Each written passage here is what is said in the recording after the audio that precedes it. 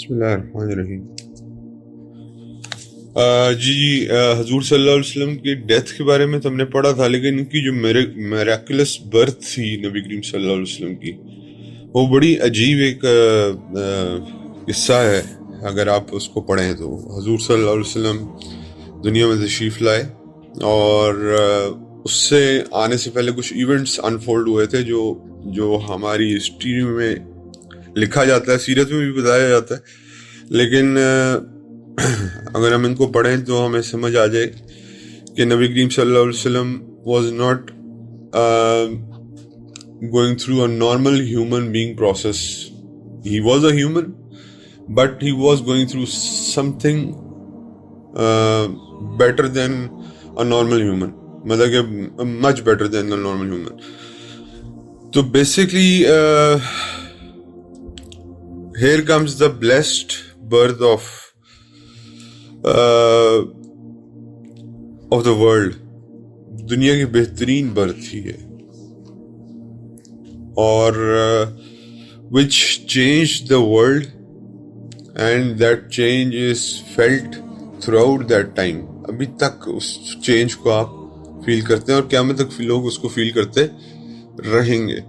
یعنی کہ جو بھی حق پہ آئے گا، جو بھی راہ راست پہ آئے گا، وہ ہمیشہ اس چینج کو فیل کرتا رہے گا۔ This was the blessed birth of Prophet صلی اللہ علیہ وسلم۔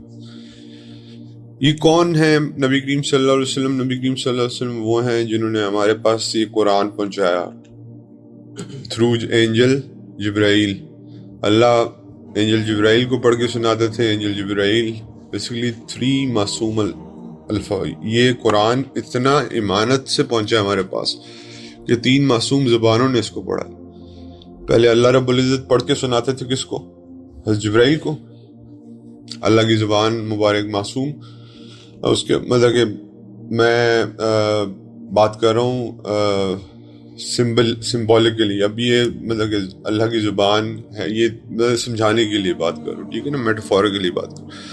اس کے بعد اللہ کی زبان مبارک سے یہ پڑھا گیا، حضرت جبرائیل علیہ السلام نے سنا، حضرت جبرائیل علیہ السلام اگین معصوم، ان کی زبان مبارک سے پڑھا گیا۔ حضور نبی کریم صلی اللہ علیہ وسلم نے سنا، اگین معصوم، اور پھر حضور نے اپنی زبان مبارک سے پڑھ کے ہم تک پہنچایا۔ تو 3 معصوم زبانوں سے ہوتے ہوئے ہم تک پہنچایا قرآن۔ اور حضور کے الفاظ کو کیا کہتے ہیں؟ حدیث کہتے ہیں۔ آپ کو پتہ ہی ہے جو حضور نے الفاظ کہے وہ بھی بیسیکلی اللہ کے الفاظ ہوتے تھے، ٹھیک ہے، کیونکہ نبی کے زبان پہ وہی جاری ہوتا ہے جو اللہ چاہتا ہے۔ ایکچوئل حضور کا پورا نام کیا تھا؟ his name was محمد ابن عبداللہ ابن عبد المطلب ابن ہاشم ابن عبد مناف۔ یہ ان کی ایک پوری سلسلہ تھا، اور یہ کلین آف قریش تھا۔ Basically Hashim, Banu Hashim was the tribe where he was born, and clan of Quraysh, اور بڑا اسٹرانگ کلین تھا یہ قریش کا، یعنی کہ ان کا بڑا اسٹرانگ قبیلہ تھا۔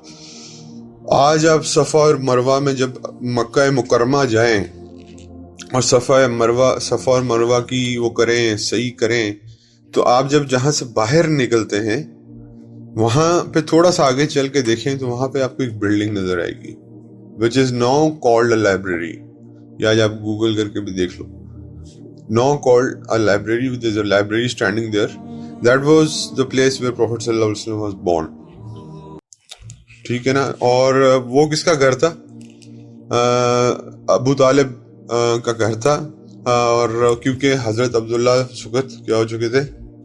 فوت ہو چکے ہوئے تھے۔ اب امیجن کریں کہ حضور was in the 7th month of her mother's womb when his father died، یعنی کہ 7th month چل رہا تھا حضرت آمنہ کے اوپر پریگننسی کا when his father died۔ اب کئی علماء لکھتے ہیں کہ سیدنا عبداللہ کو اللہ نے پیدا ہی اس لیے کیا تھا کہ ان کا صرف کام یہ تھا، بس he had to plant the seed within سیدنا آمنہ رضی اللہ تعالیٰ عنہ، ان کے دماغ میں یہ سیڈ پلانٹ کرنا تھا، ٹھیک ہے۔ حضرت آمنہ جو تھی ان کا پورا نام تھا آمنہ ابن وہب، she also belonged from the same clan، اور she said that it was easiest. اب آپ کو پتہ ہے پریگنینسی جو شادی شدہ لوگ ہیں ان کو پتہ ہے پریگنینسی فیمیل کے لیے کتنا مشکل پروسیس ہوتا ہے، لیکن حضرت آمنہ کیا فرماتی ہیں کہ it was the most easiest gestation period. The pregnancy was absolutely so easy کہ as if کہ میں نے کسی کو برتھ ہی نہیں دی. یعنی کہ حضور صلی اللہ علیہ وسلم کی جو پریگنینسی کا پیریڈ تھا وہ اتنا آسان تھا، جسٹیشن پیریڈ اتنا آسان تھا، اور پریگنینسی کی پین مجھے کبھی فیل ہی نہیں ہوئی، اور جب پیدائش ہوئی تو مجھے پتہ ہی نہیں چلا کہ میں نے ایک بیبی کو برتھ دی. اور عبداللہ جو سیدنا عبداللہ تھے جو والد تھے حضور صلی اللہ علیہ وسلم کی، یہ ہی went to Syria, was coming back to Medina Munawwara. Medina منورہ میں ان کے کیا رہتے تھے، کچھ رشتہ دار رہتے تھے، وہاں پہ ان سے ملاقات کی اور وہیں پہ ڈیتھ ہوئی. تو Abdullah bin Abdul Muttalib died where Medina al-Munawwara. Later part میں حضور بھی مدینہ تشریف لے گئے. اس کے بعد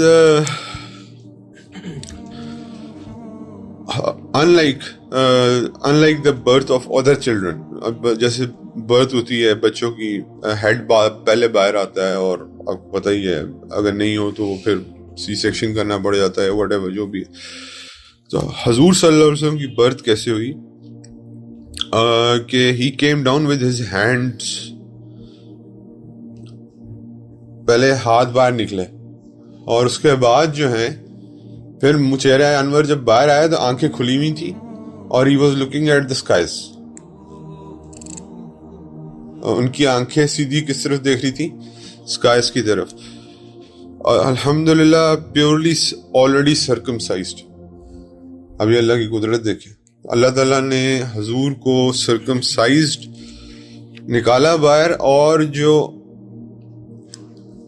امبیڈیکل کارڈ ہوتی ہے جو مدر کے ساتھ کنیکٹڈ ہوتی ہے وہ بھی آلریڈی سپریٹڈ تھی. ابھی in like the birth of other children ہے، ورنہ جو کارڈ ہوتی ہے اس کو آپ کو کاٹنا پڑتا ہے، سرکمسیجن کروانے پڑتے ہیں 7 ڈے پہ سنت کے مطابق جو ہے. ویسے تو آپ مطلب کہ سنت سمجھ کے کروائیں گے تو زیادہ ثواب ہے 7 ڈے پہ. یہ موسٹ آف دا علماء کا خیال ہے. کچھ علماء کا خیال ہے کہ سرکمسیجن کروائے گئے تھے، عبد المطلب نے کروائے تھے 7 ڈے پہ، اور کچھ لوگوں کو کھانا کھلایا تھا. لیکن زیادہ تر علماء کا کیا خیال ہے کہ he was born purely circumcised and the umbilical cord was cut off naturally. This was the birth process of Prophet sallallahu alaihi wasallam. Sayyida Amna said about جب when I was giving birth to Prophet sallallahu alaihi wasallam there was a light came from out of my belly، یعنی کہ میرے پیٹ سے ایک light نکلی جس نے places of شام کو لٹ اپ کر دیا. یعنی کہ یہ نریشنز ہیں اور اوتھینٹک نریشنز ہیں کہ سیدنا آمنہ رضی اللہ تعالی عنہا کے پیٹ میں سے جو لائٹ نکلی وہ اس نے کیا کیا، شام کے پیلسز، یعنی کہ شام اس وقت کا سپر پاور، اس کو کیا کر دیا، لٹ اپ کر دیا. اسی وقت جو پرشین فائر تھا، آپ کو پتہ ہے پرشین مجوسی تھے زیادہ تر. مجوسی کا کیا مطلب ہے؟ the people who worship fire.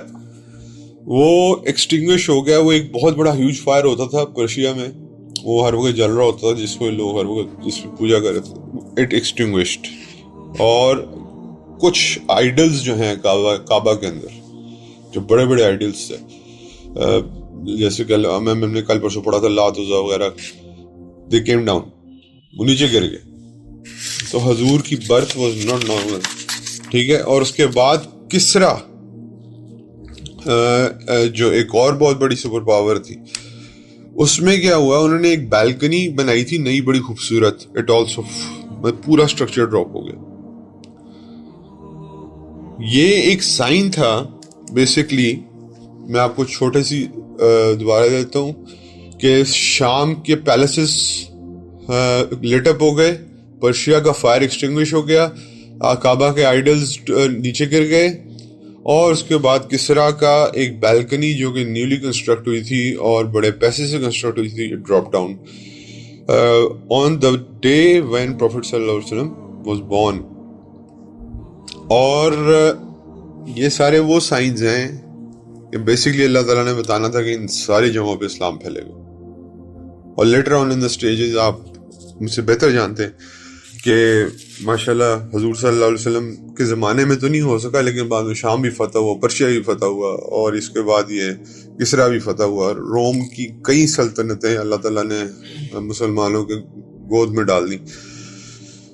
One narration says that when he was born, his finger was like this. یعنی کہ شہادت کی اسی وقت وہ کیا کر رہے تھے؟ گواہی دے. رسول اللہ صلی اللہ علیہ وسلم کی جو 4 فنگر ہے وہ یوں تھی. It was already like this. So when he was born and looking upon the heaven. حضرت آمنہ کہتی ہیں کہ میں نے حضور صلی اللہ علیہ وسلم کو 2 یوٹینسلز میں، مطلب اس وقت مطلب کہ اتنا پر نور بیبی ہوتا ہے تو وہ رب بند کر کے نا ان کو 2 یوٹینسلز میں کسی ایسی چیز میں حضرت عبد المطلب کے پاس بھیجا. وہ کعبہ میں موجود تھے اس وقت. تو کہتی ہیں کہ جب ہم وہاں تک پہنچے یوٹینسلز ٹوٹ گئے ہوئے تھے، ان کا حسن جو ہے وہ برداشت نہیں ہوا یوٹینسلز سے. تو اور اس کے بعد آپ کو پتہ ہے کہ عرب میں ایک روایت بھی ہے، اور وہ روایت کیا ہے کہ ارلیئر جو ہے وہ فاسٹر مدرز کو دے دیا جاتا تھا بیبی جو تھا. اس کے پیچھے ایک ریزن یہ ہوتی تھی کہ یہ جو دور کی یہ بیسیکلی ولیج میں جا کے تاکہ ان کی کیا ہو پرورش ہو اور یہ سخت بنے. مطلب کہ سٹارٹ سے ہی یہ ایک ہوتا تھا کہ ان کو سخت بنایا. یہ کس کے حصے میں نبی کریم صلی اللہ علیہ وسلم کا یہ فاسٹر مدرہڈ آیا؟ حضرت سیدنا حلیمہ سعدیہ رضی اللہ تعالیٰ عنہ کے بارے میں ہم نے بہت پڑھا ہے. حضرت سیدنا حلیمہ سعدیہ کیا فرماتی ہیں؟